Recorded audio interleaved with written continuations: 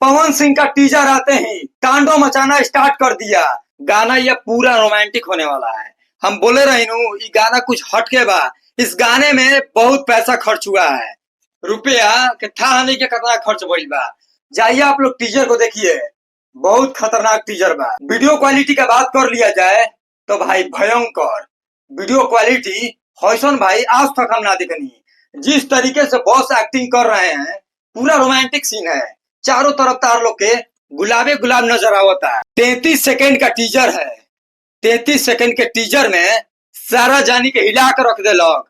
विरोधी भाई डिप्रेशन में हुई है कि पवन सिंह होइसन होइसन लुक के साथ गाना लावो तड़े और सिंगर के तो भाई पसीना छूट गई बा। बॉस के गाना खतरनाक होला, कौनो गाना आ जाए भाई लुक देखने के बाद दिल दम खुश होगी लोग, मूड फ्रेश होगी लोग। और इतना मस्त लग रहे हैं इस टीजर में।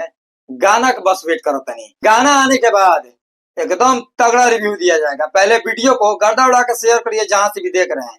टीजर अगर नहीं देखे हैं, SFC म्यूजिक से आया है तो जाइए इस टीजर को आप लोग भर भर के प्यार दीजिए।